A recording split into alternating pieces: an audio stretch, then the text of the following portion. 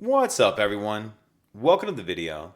Today we're going to take a look at how to replace the battery in this Honda Smart Key remote fob. So this Honda key fob is going to use replacement battery CR2032, and I'll put a link in the description box of this video to where you can purchase these batteries if you're in need. The first thing we need to do is remove the emergency key that's in the bottom of the key fob. That's done by pressing this release here on the back of the key fob that my thumb's on, and then the emergency key will pull out like that. Now if we take a look at the bottom of the fob, we see there's kind of these two small black plastic rectangles that kind of look like the letter E. What I'm going to do is put my key, my emergency key, in between those two like that. So I'm going to have that key in between these two plastic pieces right here, pushed all the way up till it hits that other metal piece. And then what I'm going to do is just pry up like this, and it's going to split the shell apart.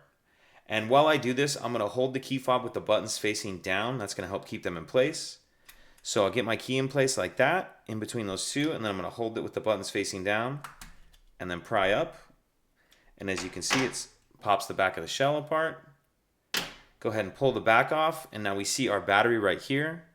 And you may be able to get this out with your finger, but I find it much easier if you get a small flathead screwdriver and just get under the edge of the battery and get it out of that holder. Now I'm going to grab our new battery, and I want to make sure that I'm installing that with the plus side up like that. I'll kind of tuck that edge in and then just push it down like that. And then if your buttons have moved around at all, make sure you get them back into place. And then we'll snap the shell back together. Slide our emergency key back in. And that's it. If you have any questions, please let me know. If you could take a second to like and subscribe, it helps us out, and I'd appreciate it.